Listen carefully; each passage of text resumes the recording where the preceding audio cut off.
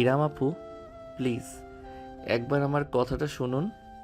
এখান থেকে যাও আলাদিন, তোমার কথা আমি পরে শুনবো। না, আপনাকে এক্ষুনি শুনতে হবে, এই মুহূর্তেই। আমার খুব দরকার আপু। পরে আসতে বলেছি। না, আমি এখনই বলবো। পরে? যাও আলাদিন, আমার চোখের সামনে থেকে দূর হও। ধরপড় করে বিছানায় উঠে বসলো সাইবান। সমস্ত শরীর ঘেমে একাকার হয়ে গিয়েছে তার। এসি চললেও কোনো কাজই দিচ্ছে না। মুখটায় ভারী চাপ ছেকে বসেছে। পায়ের সঙ্গে কম্বল পেঁচিয়ে আছে তার। খানিক উদ্ভ্রান্তের মতন এদিক সেদিক তাকালো সে। তারপর একটি দীর্ঘশ্বাস ছেড়ে দুহাতে নিজের মাথা চেপে ধরলো। ঘড়ির কাঁটা 11টা পেরিয়ে গিয়েছে বুঝতে পেরে সে একদম নীরবে বিছানা থেকে নেমে এলো। কিছুক্ষণ আগের দুঃস্বপ্নটা মন থেকে ঝেড়ে ফেলার নীরব চেষ্টায় লিপ্ত হলো। সে বাথরুমে থাকতেই স্বামীয়া 2বার ডেকে গেলেন। এরপর সুগন্ধাও এলো তাকে মনে করিয়ে দিতে, যেন সে জলদি নাস্তা খেয়ে তৈরি হয়ে নেয়। বহুদিন বাদে আজ বেশ লম্বা একটা সময় নিয়ে গোসল সারল সাইবান। হালকা গরম পানি পূর্ণ বাথটাবে প্রায় ঘন্টাখানেক বসে রইল। অতঃপর শরীর মুছে পরিপাটি হয়ে বেরোলো। সুগন্ধা নাস্তা দিয়ে গিয়েছে নাইট স্ট্যান্ডের উপর। একটা পরোটা অর্ধেক ছিঁড়ে মাংসের ঝোল মাখিয়ে গোটা মুখে দিয়ে সে ক্লোজেট থেকে পোশাক বের করে নিল। একটা কালো শার্ট, কালো ফর্মাল প্যান্ট, উপরে কালো হাতাবিহীন ভেস্ট। আয়নার সামনে দাঁড়িয়ে একে একে সবগুলো গায়ে জড়াতে জড়াতে নিজের ভাবনার দুনিয়ায় ক্ষণিকের জন্য হারিয়ে গেল সাইবান। টেরও পেল না কখন আফনান, অনুরাগ আর নীরব তার রুমের ভেতরে চলে এসেছে।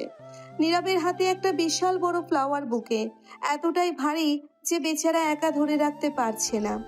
আফনানের সাহায্য লাগছে। দুজনের পরনেই ডিজাইনার পাঞ্জাবি।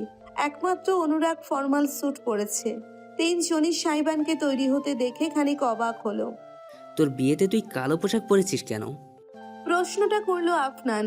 সাইবান আয়নার প্রতিফলনের কারণে পিছনে দাঁড়ানো বন্ধুদের দেখলো। তারপর মুচকি হেসে টাই বাঁধতে বাঁধতে উত্তর করলো। শোক দিবসে মানুষ কালোই পড়ে। খিলখিল করে হেসে উঠল সবাই, শুধু অনুরাগ বাদে।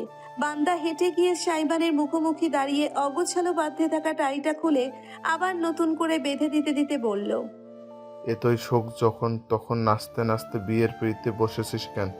ও মা, আমার শোক কে বলল? শোক তো আমার বউয়ের। আমি শুধু তার পক্ষ থেকে শোকটা পালন করছি।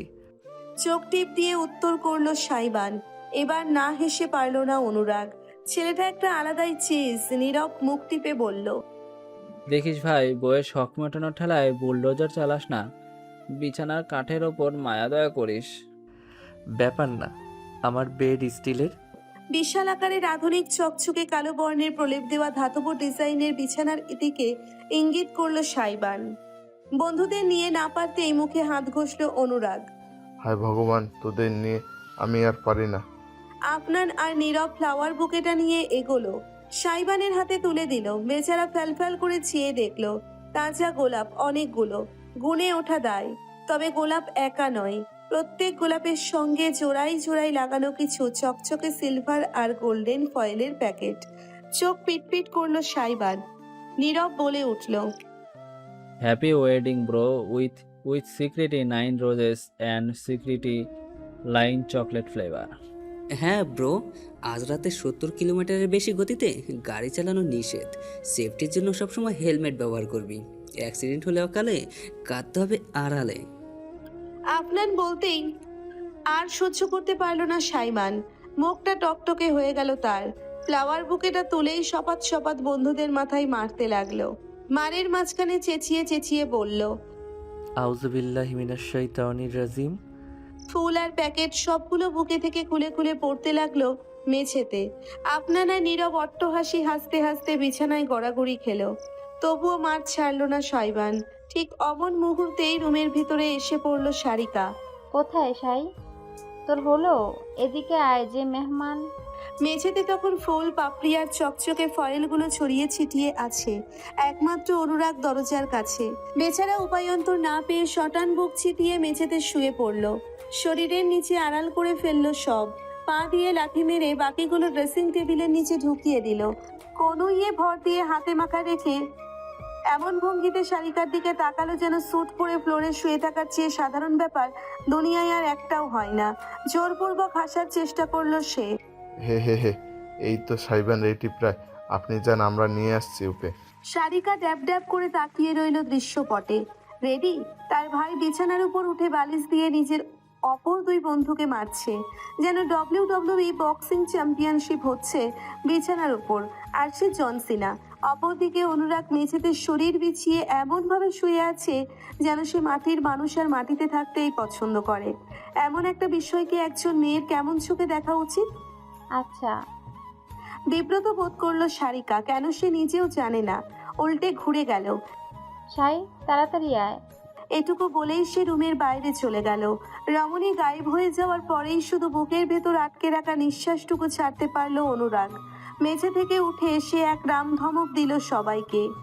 যদি চাস অন্ত্রমন্ত্র জপে তোদের বান না মারি, এক্ষণ থাম পাঠার দল কোথাকার। লিভিং রুমটা চমৎকারভাবে সাজানো হয়েছে। তাজা ফুলের সঙ্গে চকচকে কাপড়ের পর্দার খেলা, নিয়ন বাতি জ্বলছে। সকাল হওয়া সত্ত্বেও ভীষণ সুন্দর দেখাচ্ছে তা চারিপাশে। মেঝের মাঝখানে বিশাল কার্পেট বিছিয়ে সকলের বসার ব্যবস্থা করা হয়েছে। ইতিমধ্যে কাজী সাহেব এবং উকিল উপস্থিত। বাড়ির জামাই মিসের দায়িত্ব নিয়ে সকল মেহমানদের খাতিরদারি করছে। নীলবর্ণের ডিজাইনার পাঞ্জাবি এবং কোট পরনে তার। সামিয়া অফ হোয়াইট বর্ণের শাড়ি পরেছেন। ছেলের বিয়ে উপলক্ষে হালকা সেজেছেন, গয়নাগাটিও পরেছেন। তদারকি করছেন তিনি সবকিছুর যেন গাফিলতি না হয়। এমন সময়ে সিঁড়ি বেয়ে হাসাহাসি করতে করতে নেমে এলো সাইবানদের দল। সাইবান সকলের পিছনে। সামিয়া সিঁড়ির গোড়ায় দাঁড়িয়ে মুগ্ধ নয়নে ছেলেকে দেখলেন। যদিও কালো পোশাকটা বিয়ের মতন অনুষ্ঠানের জন্য ঠিক গ্রহণযোগ্য নয়, তবুও সাইবানকে অতুলনীয় লাগছে। ছেলেটা তার ফর্মাল পরে খুব কম। তার কাজ এবং চালচলনে এমন স্যুট পেস্টের দরকার পড়ে না। আজ পুরোদস্তুর প্রাপ্তবয়স্ক পুরুষের মতন লাগছে সাইবানকে। সে নিচে নেমে আসতেই সামিয়া দুহাত তুলে ছেলের মুখ ছুঁয়ে দিলেন। মাশাআল্লাহ। মায়ের মুখপানে চেয়ে মুচকি হাসল সাইবান। নুইয়ে এলো সামান্য। সামিয়ার চোখ ছলছল করে উঠল। চোখ বুজে তাই ছেলের কপালে স্নেহের চুমু খাইয়ে দিলেন তিনি। আল্লাহ যেন তোকে খুব সুখে রাখে। আমার ভাগ্যের হায়াত, সুখ, সৌভাগ্য সব তোর হোক, সব তোর। সাইবান পকেট থেকে রুমাল বের করে সামিয়ার চোখ মুছে নিল। তারপর পাল্টা মায়ের কপালের পাশে ঠোঁট ছুঁয়ে ফিসফিস করলো, তোমার দোয়াই যথেষ্ট। ঠিক তখনই পাশে উপস্থিত হলো সারিকা। বিরাট হাসি নিয়ে ভাইয়ের দিকে চেয়ে আছে সে। সাইবান মাথা ঘুরিয়ে তাকালো, বাঁকা হেসে বলল, তুই উচ্ছন্নে যা। দেখছো মম, আজ বিয়ের দিনটাও আমাকে ছাড় দিলে না। তোর মুখে পোকা পড়বে বেয়াদব ছেলে। খিলখিল করে বোনকে কাছে টেনে হালকা জড়িয়ে ধরল সাইবান। তোকে একদম দুই চোখে সহ্য করতে পারি না সিস। হ্যাঁ জানি তো, বিয়ে হলে আরো ভুলে যাবি। যাব না, যদি অতি সত্বর আমাকে মামা বানাতে পারিস। সারিকার মুখটা লালচে হয়ে গেল। ঠাস করে ভাইয়ের বুকে থাপ্পড় দিল। ঠিক অমন সময়েই সদর দরজা দিয়ে দুজন মানুষকে ঢুকতে দেখে সারিকা সহ সকলেই থমকে গেল। রাহাত আর ইহান দুজনেই নিঃশব্দে পাশাপাশি হেঁটে আসছে। ভ্রু কুঁচকে ফেলল সারিকা।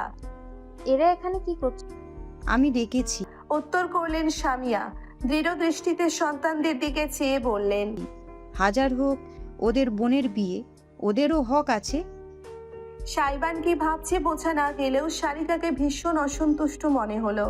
তবে মায়ের উপরে কোনো কথা সে বলল না। কিছুক্ষণ বাদে সবাই কার্পেটের ওপর বসলো। কাজী সাহেবের মুখোমুখি বসেছে সাইবান। তার পাশের জায়গাটা ফাঁকা রাখা হয়েছে। তার অন্য পাশে অনুরাগ এবং মিসির বসেছে। অনুরাগের কোলে ইজান।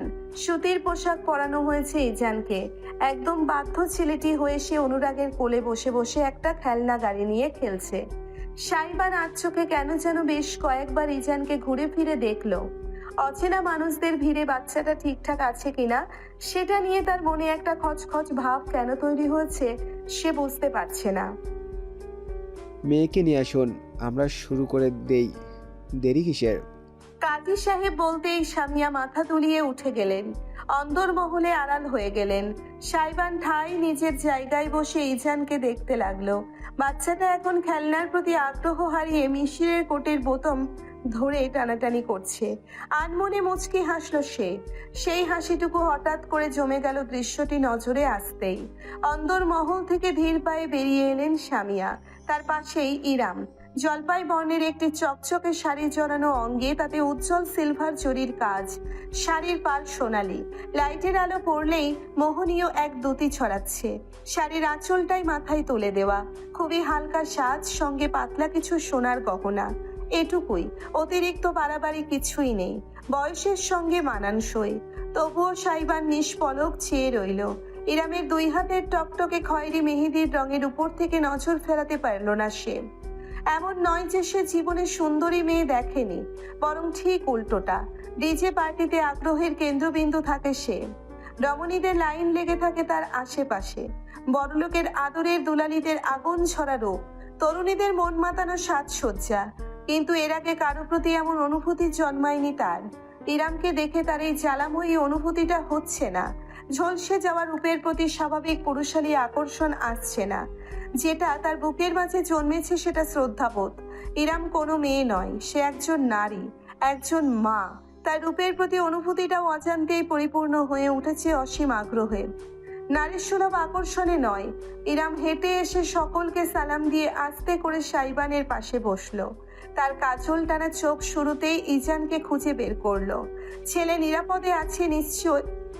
নিরাপদে আছে নিশ্চিত হওয়ার পরেই সে তার পাশে বসা পুরুষটার উপর মনোযোগ দিল। সাইবান সঙ্গে সঙ্গে নিজের দৃষ্টি ফিরিয়ে নিল। অনুভব করলো বিনা কারণেই তার হৃদস্পন্দন বেড়ে গিয়েছে। এতটা কাছে বসা ইরাম যে তার শরীরে মাথা সূক্ষ্ম পারফিউমের ঘ্রাণটুকু তাকে মাতোয়ারা করে তুলছে। সাইবান কালো পোশাক পরেছে, এই নিয়ে বিশেষ কোনো মন্তব্য ইরাম করলো না। নীরবে মাথা ঘুরিয়ে একবার পিছনে তাকালো।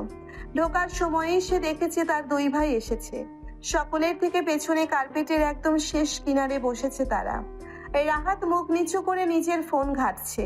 ইহান অবশ্য ইরাম তাকাতেই বিরাট হেসে হাত তুলে নাড়ল। তার গালে একটা ব্যান্ডেজ দেখা গেল। কালকেও তো সুস্থ ছিল, এক রাতে কি হয়ে গেল মনে মনে ভাবলেও আপাতত জিজ্ঞেস করার সুযোগ নেই। পরে কথা বলবে ভেবে ইরাম মাথা তুলিয়ে সামনে ফিরে তাকালো। অনতি বিলম্বে বিয়ের কাজ শুরু হলো। ইরামের বয়সের ব্যাপারটা আসতেই উকিল ভ্রু তুলে তাকালেও কাজী সাহেবের পক্ষ থেকে কোনো অস্বাভাবিক প্রতিক্রিয়া এলো না। তিনি অতি স্বাভাবিকভাবেই সবকিছু করছেন। সারিকার কয়েকজন বান্ধবী এসেছিল দাওয়াতে, তারা অবশ্য সেই মুহূর্তেই কানাঘুষা শুরু করে দিল। সারিকা, কি ভাবছিস তোরা? তোর ভাইয়ের জীবনটা সবেমাত্র শুরু, আর সেখানে তাকে একটা বাচ্চার মায়ের সাথে জুড়ে দিচ্ছিস। 7 বছর? ভাই 3-4 বছর হলে মানা যায়, কিন্তু এত? উনি তো অর্ধেক বুড়ি হয়ে গেছে। সাইবানের সঙ্গে যাবে কিভাবে? সারিকা প্রতিক্রিয়া না করার চেষ্টা করলো, কিন্তু কথাবার্তা ততক্ষণে ছড়িয়ে গিয়েছে। যদিও সামিয়া এই ভয়েই একদম কাছের মানুষ ছাড়া কাউকেই দাওয়াত করেননি, তবু এমন অনাকাঙ্ক্ষিত ব্যাপারটা তাকে একই সঙ্গে লজ্জিত এবং ক্রোধিত করলো। তিনি রাগ ঢাক করলেন না, সোজাসুজি বলে বসলেন, তোমরা না আধুনিক মেয়ে, এমন সস্তা মেন্টালিটি নিয়ে কিভাবে চলো? মেয়ে দুটো চুপ করে গেল সঙ্গে সঙ্গে। তবে একজনের মা বলে উঠল, ভাবি, কথা বলার মতো কাজ করলে লোকে তো বলবি। আমি সন্দেহ করেছিলাম আপনার ছেলের বিয়ে এত ছোট অনুষ্ঠান করছে ভেবে, তবে এই ব্যাপার বুঝতে পারিনি। যতই বলুন, একজন ছেলে আর একজন মেয়ে তো আর এক না। মেয়েরা খুব তাড়াতাড়ি ম্যাচিওর হয়ে যায়। সেখানে আপনার ছেলে এত বড় একজনের সঙ্গে কিভাবে সংসার করবে, সেটা মা হয় আপনার ভাবা উচিত ছিল। ভাবেননি বলে অবাক হচ্ছি, এমনও মা হয়। যেখানে ধর্ম একটা সম্পর্ককে জায়েজ ঘোষণা করেছে, সেখানে সমাজ হয়ে প্রশ্ন করার আপনি কে? হঠাৎ করে ভেসে এলো কাজী সাহেবের দীপ্ত কণ্ঠস্বর। মুহূর্তেই পিনপতন নীরবতা নেমে এলো চারপাশে। কাজী সাহেব কাগজপত্র রেখে মুখ তুলে তাকালেন। মুখ ভর্তি সাদা দাড়ি, জলজলে চোখে পড়া চশমার ভেতর থেকে তিনি তাকালেন সামনে। আপনাদের শখ করে আগ্রহ নিয়ে একজন মা নিজের ছেলের বিয়ের সাক্ষী হতে দাওয়াত করেছেন। আপনাদের অতিথি হিসাবে মার্জিত আচরণ করা উচিত, সমালোচনা নয়। এবারেও কেউ কোনো কথা বলতে পারল না। কাজী সাহেব সরাসরি তাকালেন সাইবানের দিকে। আপনার স্ত্রী আপনার থেকে বয়সে বড় আর তার একটি নাবালক শিশু সন্তান রয়েছে, এই নিয়ে আপনার আপত্তি আছে? সাইবান তীক্ষ্ণ দৃষ্টিতে তাকালো, অতঃপর জবাব দিল। না। মুচকি হাসলেন কাজী সাহেব। বেশ, তবে আমরা নিকাহ কার্যক্রম জারি রাখি। উকিল এবং কাজী সাহেব মিলে সবকিছু ঠিকঠাক করার পর অবশেষে এলো সেই মাহেন্দ্রক্ষণ। মরহুম রইজুল কিবরিয়ার সুযোগ্য কন্যা ইরাম কিবরিয়া, আপনি কি 11,11,101 টাকা দেনমোহর ধার্যে AKM আহমেদ উদ্দিনের সুযোগ্য পুত্র সাইবান আলাদিনকে নিজের স্বামী হিসেবে গ্রহণ করতে রাজি থাকলে বলুন মা, কবুল? একটা দীর্ঘ প্রশ্বাস টানলো ইরাম। তার মনে হলো কয়েক সেকেন্ডের ভেতর নিজের গোটা জীবন থেকে ঘুরে এলো সে। জন্ম, বাবার চোখের মণি হয়ে বেড়ে ওঠা, বাবার চলে যাওয়া, গোটা সংসারের দায়িত্ব কাঁধে ফেলা, দুই ভাইকে মায়ের মতন স্নেহ ভালোবাসা দিয়ে গড়ে তোলা, 30 পেরিয়ে বিয়ের বন্ধনে বসা, প্রাক্তনের সঙ্গে দেখা ভালোবাসার জীবনের স্বপ্ন খান খান হয়ে যাওয়া, ইজানের জন্মের ভেতর দিয়ে জীবনে পরিপূর্ণ আশা, এবং আজ সব জল্পনা কল্পনার অবসান, অসম এক সম্পর্কে নিজেকে জড়ানো। আজকে বিয়ের দিন, তবুও সমাজের চলছেরা বিশ্লেষণ থেকে সে ছাড় পায়নি, ভবিষ্যতেও পাবে না। এই সমাজ তাকে মায়া দেখাবে না। ছলো ছলো চোখে সে তাকালো অদূরে অনুরাগের কোলে বসে থাকা ইজানের দিকে। যেন জননীর চোখের ভাষা বুঝতে পেরে ওই মুহূর্তে ইজান শব্দ করে উঠল। হেসে ফেললো ইরাম। দ্রুত চোখ মুছে নিয়ে ছেলের দিকে তাকিয়ে এই গভীর গলায় বলল, কবুল। তোমার জন্য এই মায়ের সবকিছু কবুল। সকলে একযোগে আলহামদুলিল্লাহ বলে সাধুবাদ জানালো। এরপরে কাজী সাহেব ফিরলেন সাইবানের দিকে। KM আহমেদ উদ্দিনের সুযোগ্য পুত্র সাইবান আলাদিন, আপনি কি 11,11,101 টাকা দেনমোহর ধার্যে মরহুম রইজুল কিবরিয়ান সুযোগ্য কন্যার ইরাম কিবরিয়াকে নিজের স্ত্রী হিসাবে গ্রহণ করতে রাজি থাকলে বলুন বাবা, কবুল? সাইবান এক নজর তাকালো নিজের পরিবারের দিকে। স্বামীয়া ঝাপসা চোখে তাকিয়ে আছেন। ছেলের জীবনের গুরুত্বপূর্ণ এই মুহূর্তটাই চোখের পানি ধরে রাখতে পারছে না। অপরদিকে সারিকা একটি বৃদ্ধাঙ্গুল তুলে তাকে থামস আপ দেখালো। দোলাভাই মিসির মাথা নেড়ে তাকে উৎসাহ দিল। বন্ধুরাও অধীর আগ্রহে হাসি মুখে তাকিয়ে আছে। চোখ বুঝলো সাইবান। একটা মাত্র শব্দ তার গোটা জীবনকে বদলে দেবে, এমনভাবে বদলাবে যে সে হয়তো আর কখনোই ফিরে আসতে পারবে না। এই শুরু, এই শেষ। অবশেষে চোখ খুলল সে। অতিরিক্ত চিন্তায় কিংবা ভয়ে নাকি সাইবান বলতে পারবে না, তার মুখ থেকে বের হলো, কবর। বাজ পড়লেও বুঝি মানুষ এত অবাক হয় না যতটা সাইবানের কথা শুনে হলো। জিভ কামড়ে ধরলো বেচারা। কি বলে ফেলেছে সে উত্তেজনার ঠেলায়। পাশে বসে ইরাম খানিকটা ব্যথিত দৃষ্টিতে চেয়ে আছে। তবে কি সাইবান তাকে গ্রহণ করতে পারছে না? সেটাই তো হওয়ার ছিল। সত্যিই তো, কিভাবে অন্য কিছু আশা করা যায়? মুখ নত করে কোলের দিকে চেয়ে থাকলো ইরাম। বুকে বুঝি ভারী পাথর চেপে বসেছে তার। ঠিক এমন সময়েই একটি পুরুষালী শক্তিশালী হাত তার মেহেদি রাঙা হাতের উপর চেপে বসলো। দৃষ্টি প্রসারিত হয়ে গেল ইরামের। তার কানে সুগভীর কণ্ঠের জবাবটি ভেসে এলো বাঁধভাঙা জোয়ারের মতন, কবর অবধি কবুল, কবুল, কবুল, কবুল। চারিদিকে আরেক দফায় উল্লাস ধ্বনি ছড়িয়ে পড়ল। অথচ ইরাম কিছুই টের পেল না। এক দৃষ্টিতে চেয়ে রইল সে নিজের হাতের উপর রাখা শিরা উপশিরা পূর্ণ লম্বাটে আঙ্গুলযুক্ত হাতটার দিকে। একটা বিশাল থালায় পোলাও, কোরমা, খাসির রেজেলা, কাবাব, আস্ত দুটো মুরগির গ্রিল, ঘন ডাল, সালাদ, মিষ্টি সবকিছু সাজিয়ে রাখা হয়েছে। নতুন বর সাইবানের সঙ্গে খেতে বসেছে তার বন্ধুরাও। গরুর মাংসের তরকারিটা আলাদা রাখা হয়েছে অনুরাগের কথা চিন্তা করে।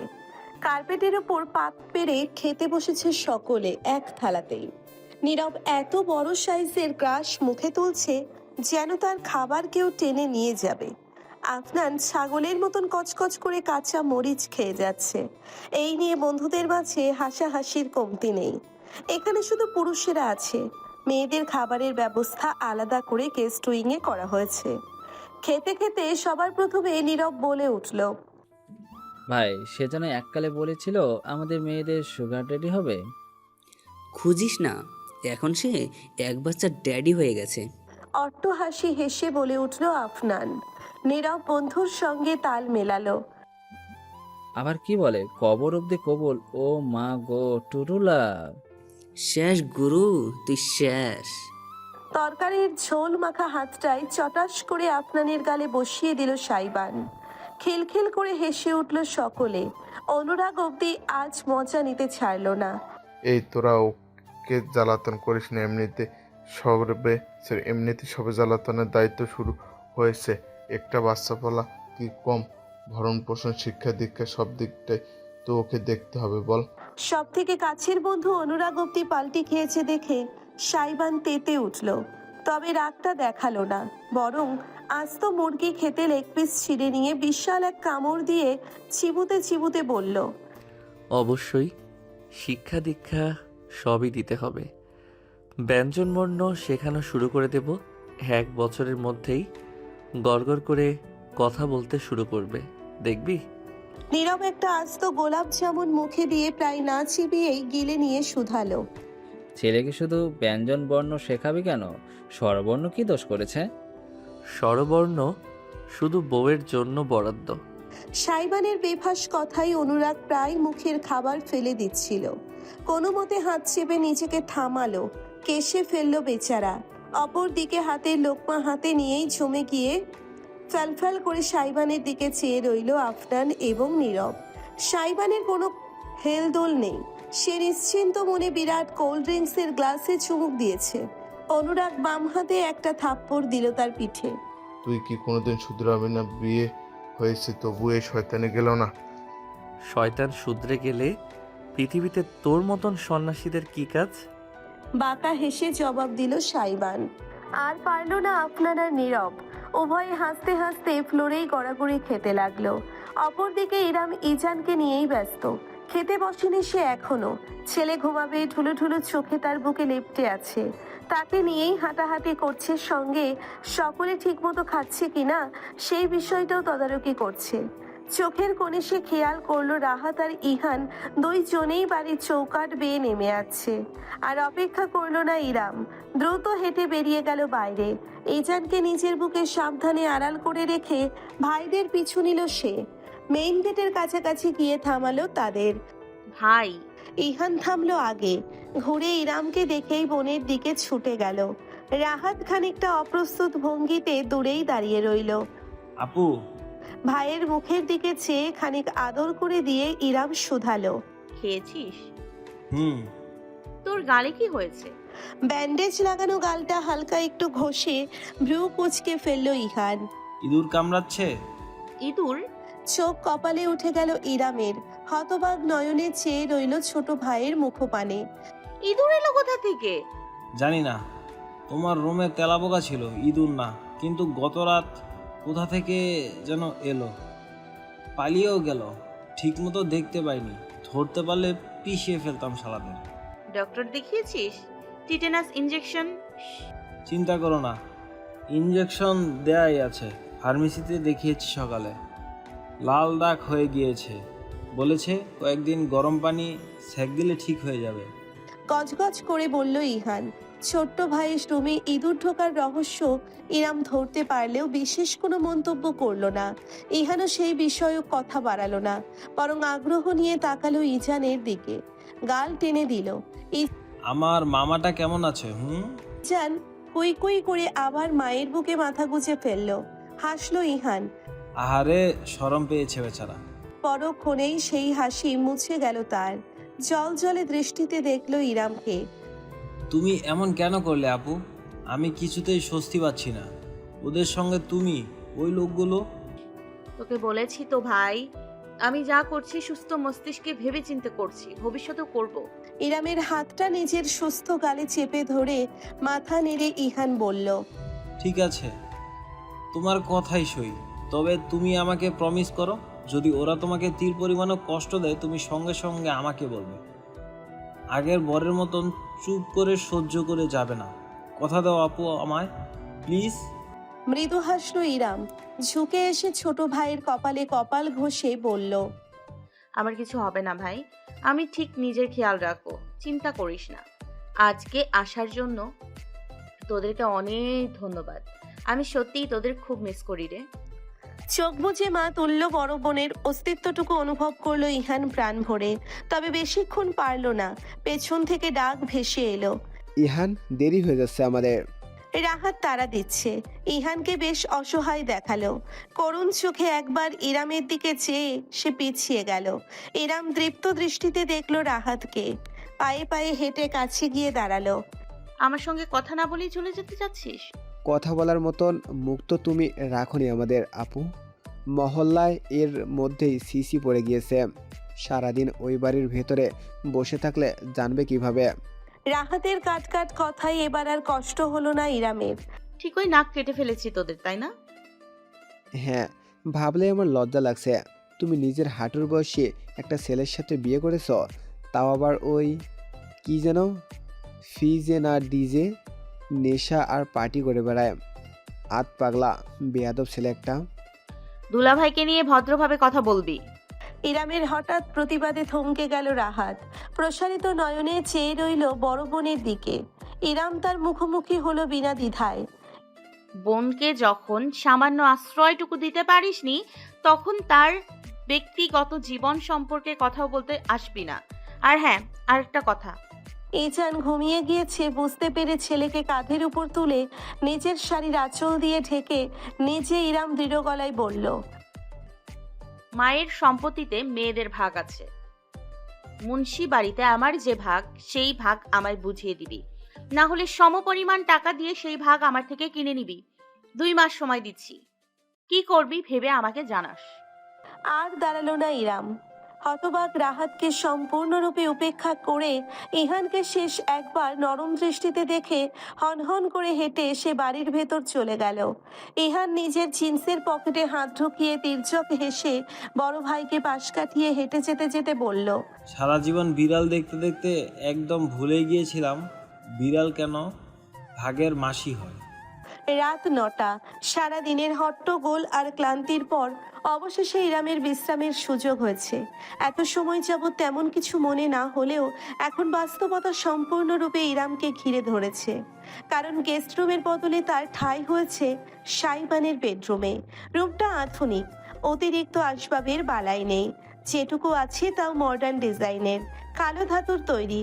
বিছানার বেডশিট অবধি কালো রঙের, সিল্কের কাপড়ের উপর লাল গোলাপের পাপড়ি ছড়িয়ে রাখা। ইতি উতি বেশ কয়েকটা তাজা রজনীগন্ধের ছড়া মোহনীয় ঘ্রাণে মাতোয়ারা করে তুলেছে রুমটাকে। তবুও এর মালিকের প্রকৃত বৈশিষ্ট্যটাকে পুরোপুরি ঢাকতে পারছে না। দেওয়ালে মাইকেল জ্যাকসন আর চাইনিজ কিংবা কোরিয়ান কোনো বয় ব্র্যান্ডের পোস্টার টাঙানো। আরও কয়েকজনের চেহারা আছে, তবে এই সেলিব্রিটিদের ইরাম চেনে না। দেওয়ালের একপাশে সাউন্ডের বেশ কিছু যন্ত্রপাতি, সঙ্গে ছোট্ট কন্ট্রোল বোর্ড, এক কোনায় ট্রিপল মনিটরের গেমিং সেট আপ। কাউচের উপর অবহেলায় 2 10 কেজির ডাম্বেল পড়ে আছে। একটি দীর্ঘশ্বাস ছাড়ল ইরাম। নিজের সঙ্গে এই অস্তিত্বের সামান্যতম মিলও খুঁজে পেল না। তার ভালো লাগে বই, খোলামেলা পরিবেশ, বেশি হলে একটা ঝুল দোলনা, মাঝে মধ্যে গান শোনার জন্যে অ্যান্টিক রেডিও সেট। এই তো খুব বেশি চাহিদা তার কোনো কালেই ছিল না। সে সত্যিই সাইবান আলাদিনের সঙ্গে এক সূত্রে বাঁধা পড়েছে, এই রুমটাই তার প্রমাণ। ক্ষণস্থায়ী হলেও এই রুমটাই আপাতত তার ঠিকানা। হিসাব মতে আজকে ইরামের বাসর রাত।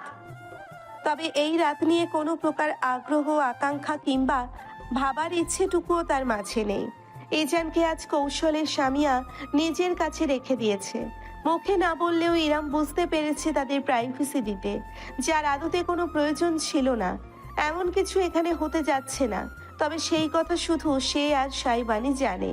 তবে সঙ্গে করে কাপড় আনতে তো ভুলে গিয়েছে। দরজা খুলে বাইরে গিয়ে আবার নিয়ে আসবে, এত কাহিনী কে করবে? তার থেকে গয়না খুলে একটু ফ্রেশ হওয়া যাক ভেবেই ইরাম গলা আর কান থেকে হালকা গহনাগুলো খুলে রাখলো। রুমের এক পাশে লাগোয়া বারান্দা, অন্য পাশে আর একটা দরজা, বাথরুমেই হবে ভেবে স্লাইড করে কাচের দরজাটি খুলে ইরাম ভেতরে পা রাখলো। তবে সামনের দৃশ্য তাকে জমিয়ে দিল। জায়গাটাকে বাথরুম বলবে না অন্য কিছু ইরাম কয়েক লহমা ভেবেই পেল না। হঠাৎ করে কেউ দেখলে মনে করবে বুঝি জঙ্গলে ঢুকে পড়েছে। দেওয়ালে তেমনি গাছপালার ডিজাইন, মেঝের মাঝে বড় বড় ফাঁকা, সত্যিই ফাঁকা, পুলও নয় বাথটাবও নয়, যেন জঙ্গলের গাছপালার মাঝে একটি প্রাকৃতিক পুকুর। আশেপাশের পাথরের দেওয়াল তুলে দেওয়া, তাতে টলটলে পানি ভাসছে। সিলিংয়ের সঙ্গে লাগোয়া ঝর্ণা বেয়ে বৃষ্টির মতন ঝিরিঝিরি পানি ঝরছে পুকুরের ন্যায় স্থানটির উপর। পাথরের সিঁড়ি বেয়ে নেমে গিয়েছে কয়েক ধাপ ভেতরে যাওয়ার জন্য। ইরাম হাঁ করে তাকিয়ে রইল রীতিমতো। সে একটুখানি হাত মুখ ধোবে, কিন্তু এমন জায়গায় তো হাত মুখ ধুতে মন চায় না, শুধু তাকিয়ে থাকতে ইচ্ছে করে, যেন ছুঁয়ে দিলেই জাদু করে জায়গাটার মায়া কেটে যাবে।